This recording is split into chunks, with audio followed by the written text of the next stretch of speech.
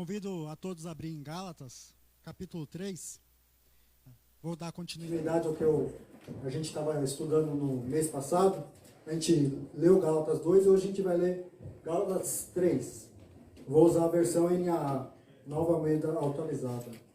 Esse livro de Gálatas, geralmente, ele vinha sido ensinado, depois de Lutero, como um livro que fala sobre salvação. Ele fala que a gente não é salvo pelas boas obras, pelo que a gente faz, mas pela fé. E eu levei vocês a pensar de uma forma diferente no último culto. Não que eu esteja certo, mas é a forma que eu interpretei. Que a prática da lei não é uma coisa que a gente faz para ser salvo. Mas a prática da lei que estava sendo falada era identificadores de nacionalidade. O que essa palavra difícil quer dizer? Quer dizer que existiam pessoas, judeus, é uma igreja que tinha judeus e gentios. Judeus todo mundo sabe, né? São os israelitas de hoje, né? Os hebreus. E os gentios, somos nós, pessoas que não são judias. E esse povo, esses judeus, eles praticavam algumas coisas para se mostrar judeus. O que eles faziam? O mais famoso deles é dar uma cortada na pele do pênis. Isso era a principal coisa que eles faziam, para se mostrar judeus. Não que eles estivessem mostrando o pipi para alguém, não era isso. Mas todos eles faziam isso. E eles faziam o que mais? Eles tinham uma dieta rígida. Qual que era a dieta deles? Eles não podiam comer alguns alimentos. E, principalmente carne de porco, alguns peixes, répteis. Isso fazia eles diferentes dos outros povos. A lei, essa prática da lei, definia quem eles eram e diferenciava dos outros grupos. Isso mantinha esses judeus unidos. Eles se identificavam a partir dessas práticas deles. Quanto maior a ameaça que um grupo tem, maior a necessidade desse grupo mostrar quem ele é. E esses judeus sempre foram muito ameaçados. Eles foram ameaçados pelos persas, pelos babilônios, foram ameaçados pelos assírios, pelos gregos e agora pelos romanos. E eles levavam muito a sério a prática da lei para mostrar quem eles eram. Só que tinha um problema nisso. Essa forma deles mostrar que eles pertenciam ao povo de Deus, faziam eles se gloriar. O que isso quer dizer? Faziam eles se acharem melhores que os outros. Eles receberam a lei e foram escolhidos como povo de Deus. Isso fez com que eles se sentissem superiores aos outros. Eles achavam que eles tinham um favor especial de Deus. E eles eram melhores que os outros. E a gente viu que não é esse o sentimento que nós devemos ter. Que nós não somos povos de Deus pelo que nós fazemos, e somos povos de Deus pela fé. Eu quero que vocês abram em Gálatas 3:7, vou ler o 3:7 e o versículo 29, que diz assim: saibam, portanto, que os que têm a fé é que são os filhos de Abraão. 29. E se vocês são de Cristo, também são descendentes de Abraão, e herdeiros segundo a promessa. E hoje eu quero falar sobre isso, que nós somos um só povo. Esse capítulo 3, são 29 versículos, né? Bastante versículo, eu não vou ler todos. Eu ouvi alguns pregadores pregarem aqui, teve uns que levaram 4 pregações, tem outros 3 pregações, e eu vou tentar pregar em uma pregação só. E o começo desse capítulo, do versículo 1 ao 5, ele chama os Gálatas de insensatos. O que é uma pessoa insensata? Uma pessoa tola, alguém que não sabe o que está fazendo. E ele pergunta para os Gálatas várias perguntas, ele pergunta para eles: quem enfeitiçou vocês? O que é isso? Quem usou magia contra vocês? Como se alguém fizesse algum tipo de bruxaria e tivesse enganado eles. Ele fala assim: eu preguei para vocês o Evangelho de Deus. E essa pregação que eu fiz era tão viva que vocês podiam ver Cristo crucificado. Paulo era um excelente pregador. E ele fala assim que ele pregou tão bem, e ele devia realmente pregar muito bem, que era como se fosse que os Gálatas estivessem vendo ao vivo Cristo sendo crucificado. E ele fala o seguinte: o que fez vocês receber o Espírito Santo? É alguma coisa que vocês fizeram ou crer em Cristo? E é óbvio que o Espírito Santo veio para eles por eles terem crido em Cristo. Vocês acham que esse é o segundo passo? Depois de ter crido em Cristo, se tornarem judeus? Vocês acham que isso vai fazer vocês melhores? Vocês sofreram em vão? Tudo que vocês passaram foi pelo quê? Eles sofriam muito naquela época. Não é fácil como hoje, que não há perseguição.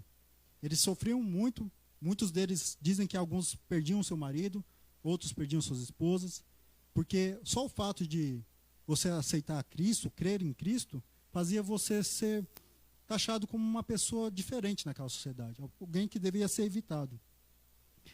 E fala o quê? Os milagres que Deus fez no meio de vocês, os milagres que vocês experimentaram pelo meio do Espírito Santo, foi pelo quê? Foi por vocês se tornarem judeus ou por vocês crerem em Jesus? E é óbvio que tudo que eles tinham feito, os milagres, as experiências que eles tiveram em Deus, não foi por causa de serem judeus, e sim pelo Espírito Santo. E ele continua a pregação dele e lembra de Abraão. A gente falou um pouco de Abraão na última pregação. Quem era Abraão?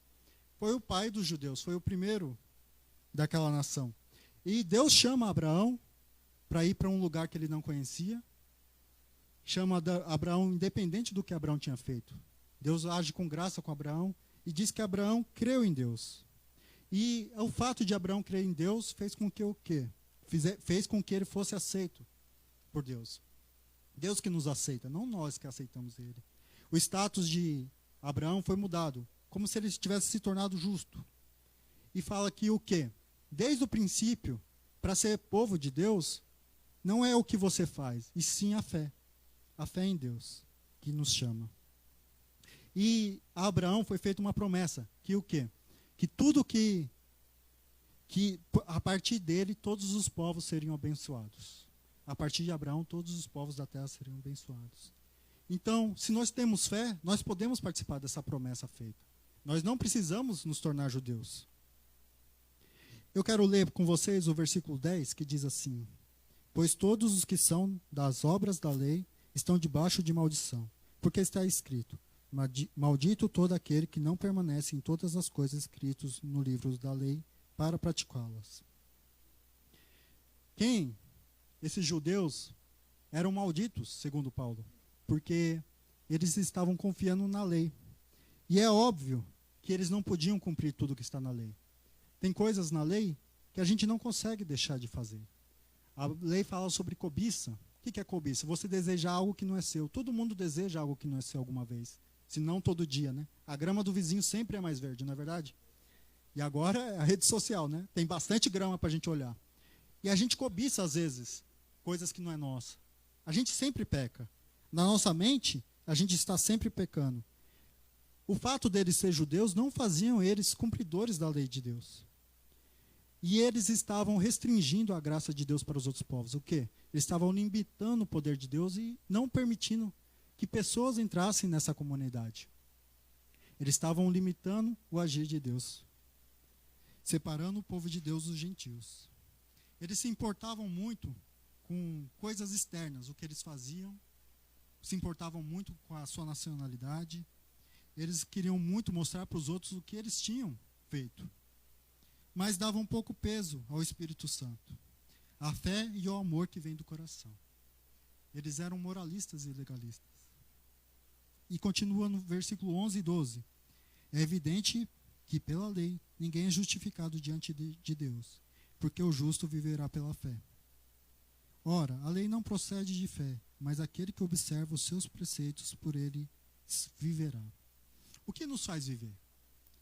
O que nos faz ser parte do povo de Deus? O que nos faz participar dessa aliança que Deus fez conosco? Vocês já pensaram nisso? Para aqueles judeus, o que fazia isso era ser judeu. Mas aqui é muito claro no Antigo Testamento, na Escritura que eles acreditavam, que a justiça vem pela fé. Continua no versículo 13 e 14. Cristo nos resgatou da maldição da lei, fazendo-se Ele próprio maldição em nosso lugar. Porque está escrito: maldito todo aquele que for pendurado em madeiro. Para que a bênção de Abraão chegasse aos gentios, em Cristo Jesus, a fim de recebêssemos pela fé o Espírito prometido. A maldição que nós deveríamos pagar foi removida por Cristo. Quando ele foi pendurado no madeiro, ou seja, quando ele foi crucificado, quando ele estava numa cruz, ele foi feito maldito em nosso lugar. O que impedia que essa bênção chegasse até nós foi tirada por Jesus Cristo. Nós não precisamos nos tornar judeus. Só precisamos crer em Jesus Cristo para ser considerados povo de Deus. nos versículos 15 a 18, ele fala de Abraão de novo. E fala que Abraão veio 430 anos antes de Moisés. Vocês falam assim, vocês estão confiando muito em Moisés, mas Abraão veio muito antes dele. E a promessa foi feita a Abraão, antes dele ter se circuncidado.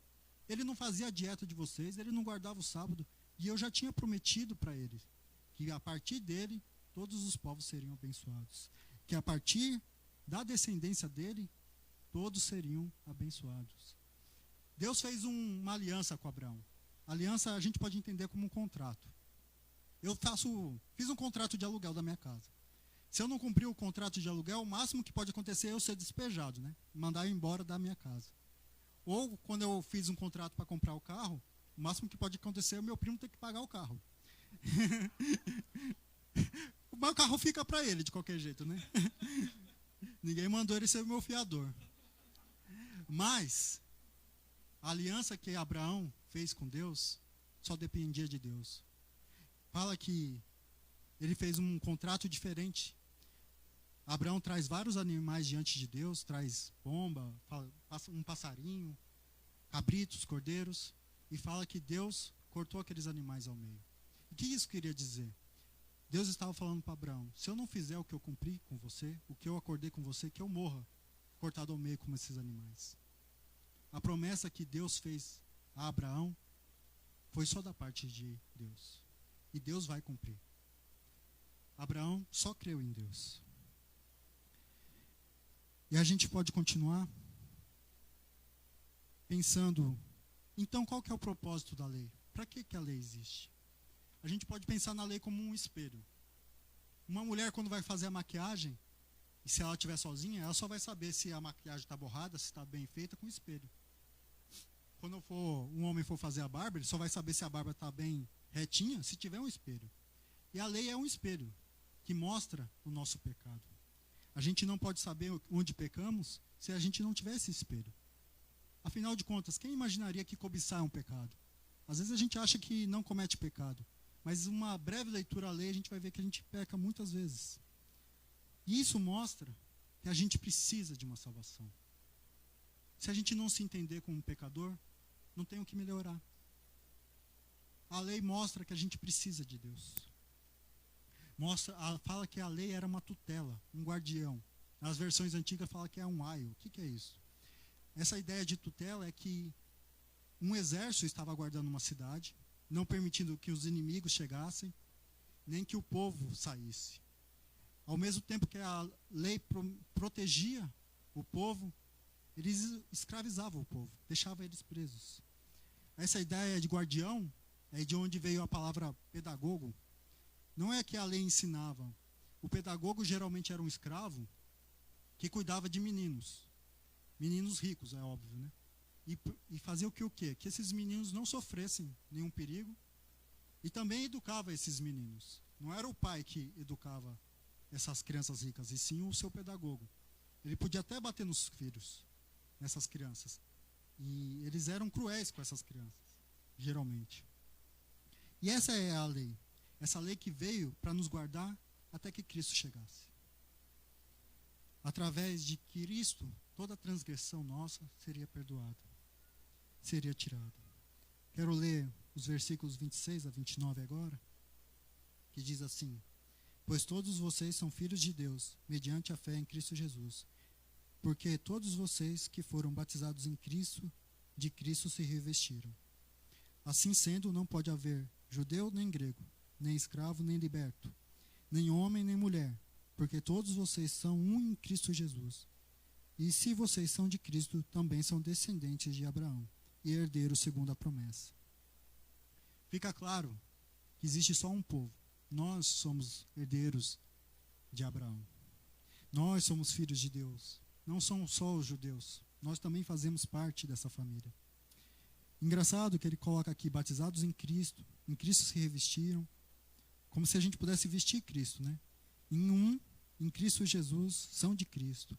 Eu falei um pouco sobre isso na última pregação, dessa ideia que a gente é um com Cristo, essa ideia de unidade. Mas hoje eu quero focar no versículo 28, que diz assim: assim sendo, não pode haver judeu nem grego, nem escravo nem liberto, nem homem nem mulher, porque todos vocês são um em Cristo Jesus.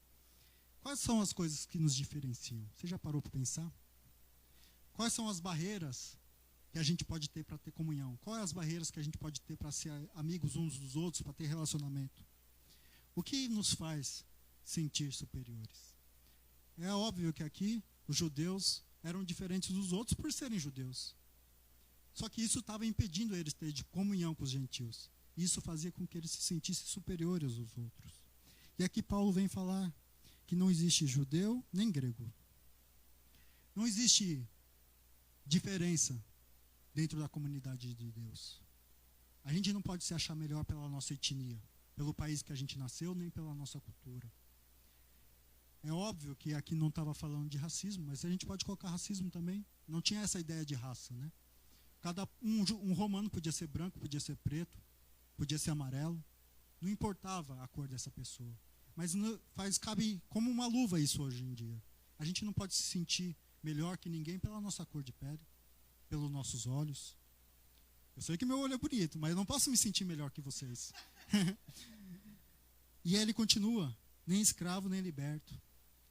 Nessa comunidade, uma pessoa pobre não é pior que uma pessoa rica. Nem o rico é pior que o pobre. A social dessa pessoa não diz quem ela é. E ele continua, nem homem nem mulher. E muito interessante ele falar que as mulheres eram herdeiras.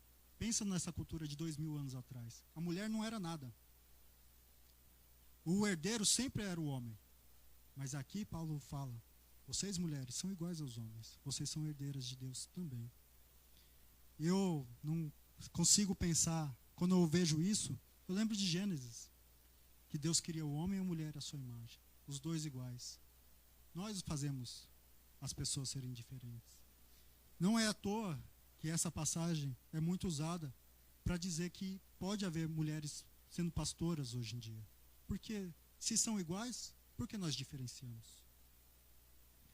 E eu quero extrapolar um pouco esse versículo. E faz 30 anos que eu sou cristão, né? Vou em igreja. E eu vejo algumas coisas que mostram que nós somos diferentes. E essas coisas fazem com que a gente tenha problemas na comunhão.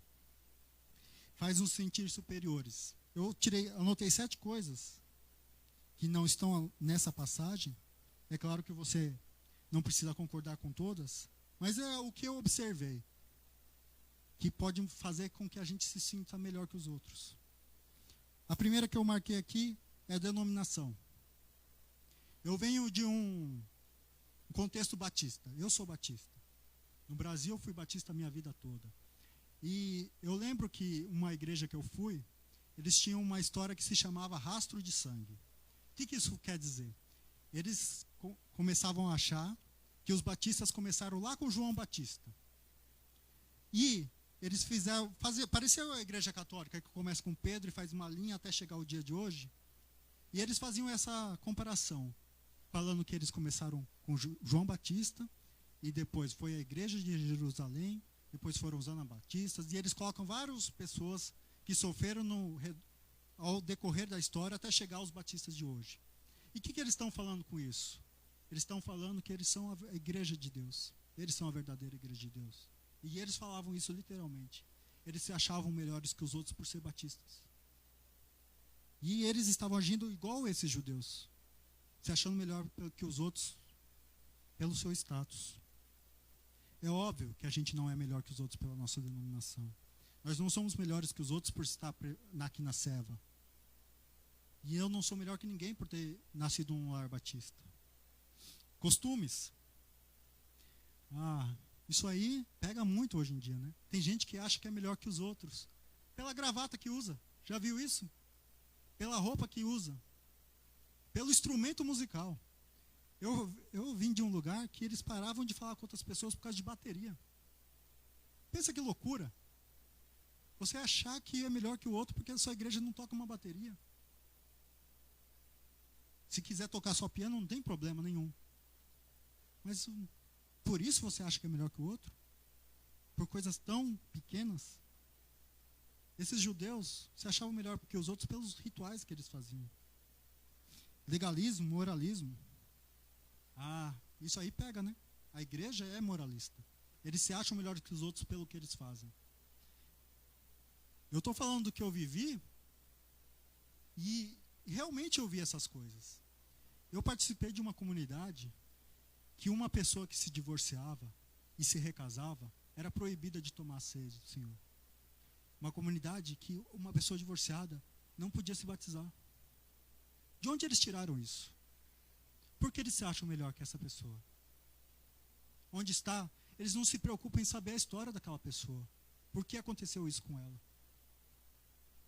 Eles não querem estender o perdão. As pessoas às vezes erram. E elas podem ter uma mudança de vida. Às vezes as pessoas se acham melhor pela sua doutrina. Estou cansado de ver gente na internet achando que é melhor que o outro porque é reformado. Ele acha que a fé dele, que leva ao moralismo correto, a doutrina dele, aí ele fica com discussões mínimas, achando que não pode conversar com outra pessoa porque essa pessoa é calvinista, arminiana. Talvez eu fale alguma coisa que vocês não entendam. Às vezes eles não falam com outras pessoas porque na outra igreja tem uma pastora. Eles fazem coisas mínimas se tornarem grandes. Experiências. Muitas pessoas acham que é melhor que as outras por suas experiências. Acham que por falar em línguas ou alguma outra coisa, elas têm o Espírito Santo e as outras pessoas não. Quantas igrejas fazem pessoas que não falam em línguas ou têm alguma experiência que elas não fizeram se sentir menores? Não dão oportunidades a essas pessoas. A sexta coisa que eu quero falar, talvez um pouco polêmica, eu quero falar de política. Quantas vezes a gente acha melhor que os outros pelo que a gente entende por política? Eu falo por mim mesmo. Eu acho interessante a história de Samuel. Samuel era profeta, juiz e sacerdote. Ele profetizava, ele falava ao povo em nome do Senhor. E é muito interessante que depois que Salomão constrói um templo, o templo de Salomão, a gente não vê mais nenhum sacerdote sendo profeta no meio do povo. A Bíblia não é clara sobre o nosso papel na política. E é óbvio que a gente tem que falar de política. A gente vê pessoas muito importantes como Martin Luther King, que lutou contra o racismo, contra a segregação nos Estados Unidos, como Desmond Tutu, na África do Sul, que lutou contra os reformados, que achavam que eram melhores que os pretos. O Martinho Lutero era batista também. E ele lutou contra o racismo. E se está na Bíblia, a gente tem que falar. Mas a gente tem que tomar cuidado quando a gente traz um político para o nosso púlpito. Eu sou batista. E o que o batista crê? Ele crê numa separação entre a igreja e o Estado. Uma igreja batista que abre o seu púlpito para um político falar, fazer propaganda eleitoral, ela não é batista. Ela saiu do caminho. E quando a gente abre o nosso púlpito para um político, sempre fica naquela dúvida. Aquela igreja está falando em nome de quem? Em nome de Deus ou no nome daquele político? Teve a guerra da Rússia com a Ucrânia, esses dias, faz um ano que começou, e eu lembro que no começo da guerra, eu vi no jornal falando que o patriarca russo falou que a guerra era uma guerra santa, era um conflito santo. Esse patriarca russo está falando no nome de Cristo ou no nome do rei dele? Por quem ele está falando? Eu lembro sempre de Pedro. Pedro, quando Jesus pergunta quem eu sou, e Pedro fala assim, você é o Filho de Deus? Passa um tempinho e Jesus começa a falar que ele iria morrer. E Pedro fala assim, não, você não vai morrer. Se depender de mim, você não vai morrer. E esse Pedro, que sabia que Jesus era o Messias, era o Filho de Deus, esse Pedro que estava disposto a morrer por Jesus, Cristo olha para ele e fala assim, para trás, afasta de mim, Satanás. A gente tem que tomar cuidado, para a gente não fazer a nossa ideia de política, o nosso caminho, o caminho de Cristo. Às vezes você ama Cristo. Às vezes você está até disposto a morrer por esse nome.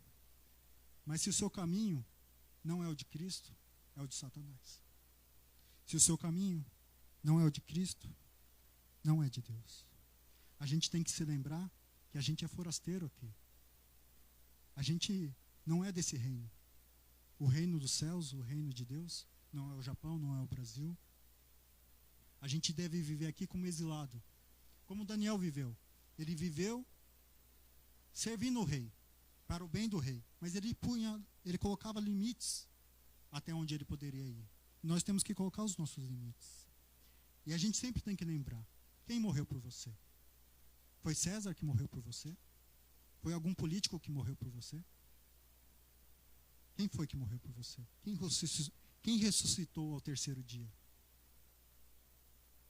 Qual é a sua esperança? Espero que não seja nenhum político. Espero que você não diga que Jesus é de esquerda nem de direita. A política de Jesus é a política do reino. A gente não deve se sentir superior aos outros por a gente votar numa pessoa diferente. E o sétimo, e eu acho que talvez seja o mais importante,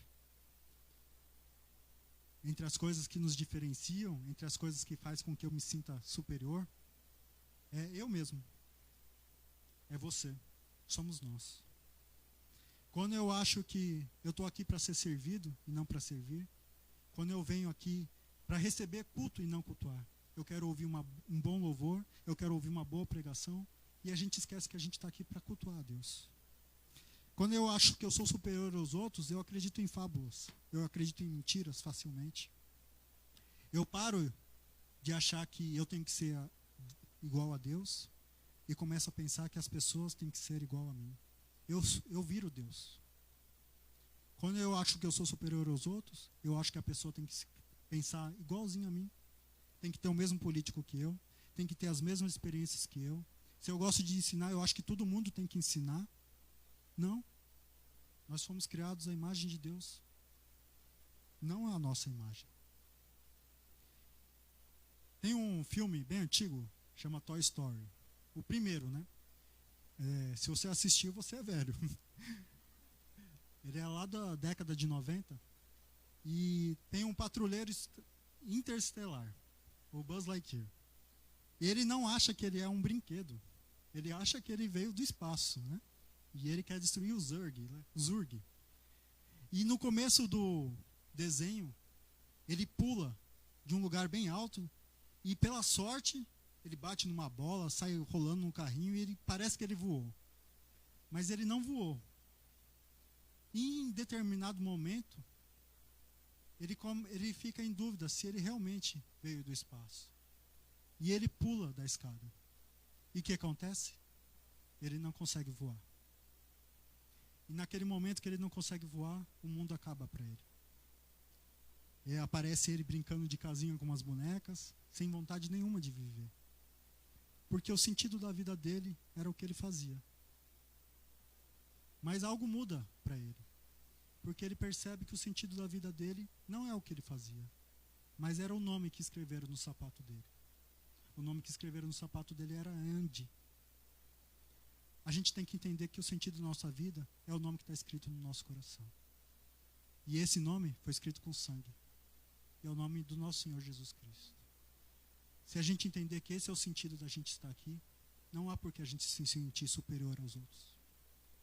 Não há por que a gente fazer divisão no nosso meio. Nós somos um. E o sentido é Cristo. Amém?